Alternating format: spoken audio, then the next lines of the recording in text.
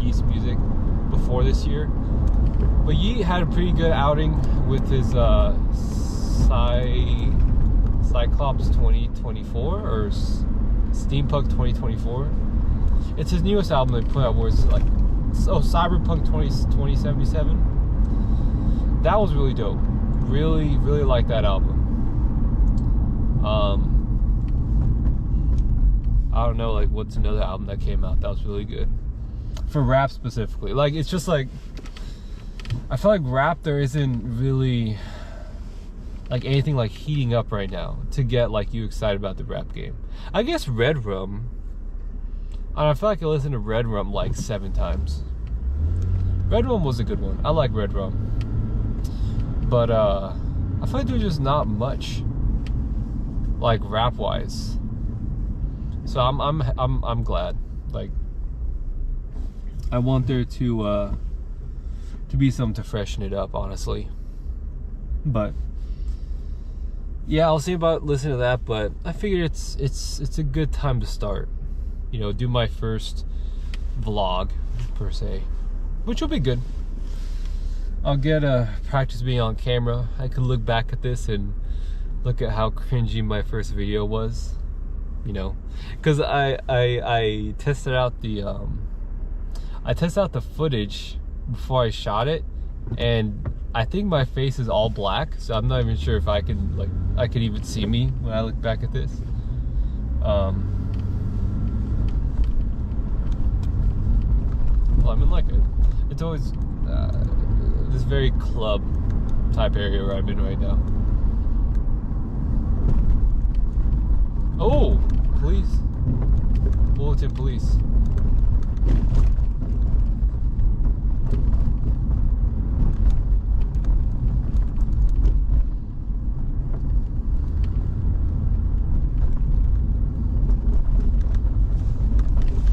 Oh my god, that's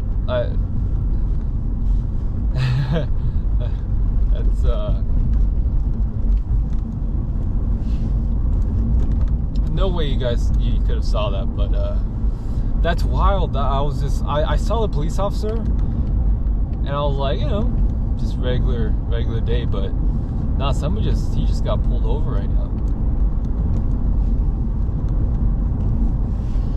That's wild.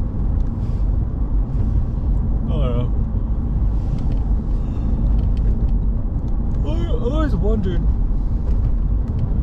if cops have to give a certain amount of tickets, like every week or something like that. Because I mean, it makes sense. I mean, it's like doesn't like the town or something like that get revenue like speeding tickets? So cops are incentivized to give out tickets. I don't know. I am not a professional cop. I'm a professional parking employee.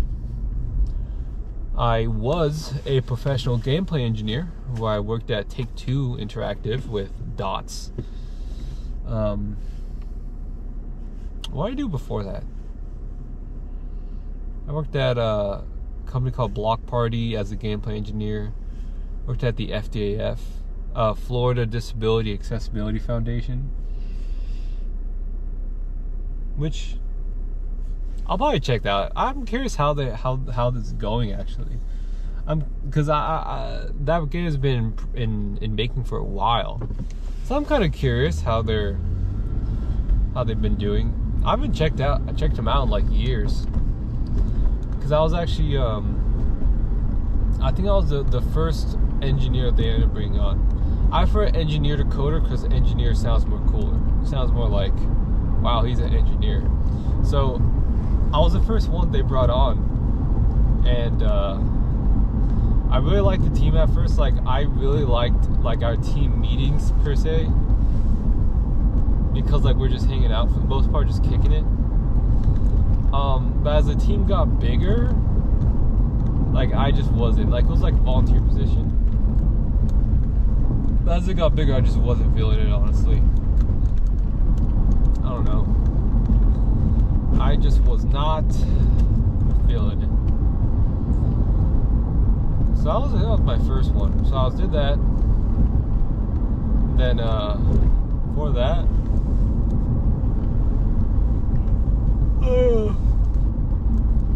I did some marketing at a real estate company. Built them a website using GoDaddy. It's such a weird name, GoDaddy. I don't know. That's a weird name for like a web service hosting site, honestly. But who knows? You know, it's I'm getting pretty tired. But I am still waiting. I feel like I'm gonna get a kick soon. So hoping that coffee ends up kicking in, because I'm feeling a little tired. Not enough tired where I'm just like, all right, I'm gonna stop. Like, I'm gonna stop like driving now. Like only one time that ever happened, and I just went and went to park and slept for like 10 minutes. But no, that's really it today. I mean, today we went to a restaurant that my uncle owns, and we had some potato tacos. Had some. It's like a more high-end restaurant. Like the highest food I think costs like $120. Very high-end stuff. And we went there. Had potato tacos. I think I had I don't even remember what it's called. It's like imagine a torta. A torta. Imagine a torta. No, imagine a torta. Yeah. Dude, my Mexican heritage would be so disappointed in me right now. Like a piece of bread, but like you put chorizo in the bread, but it looks like something fancy, but like really it's just like bread and like meat. Like, I don't know. Had one of those. Got a big old piece of chicken for like $28. It's like we get a discount, but no, we did that today. Looking forward to that chicken tomorrow. I've been gaining muscle for like the past 6 months. So I started cause I was out for the past couple like 2 or 3 days, so I couldn't work out.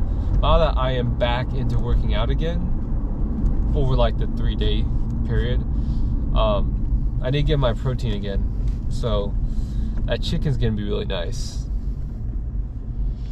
I've been using those Fairlife shakes at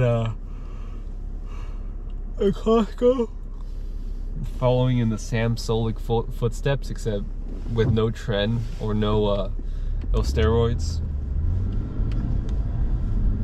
It's actually interesting. When I was thinking about the idea to like document my day and like increase my awareness, and I felt like this might make time go a little slower, because I can actively think about this. I could shoot this like when I go to school or come back, or go to work and come back.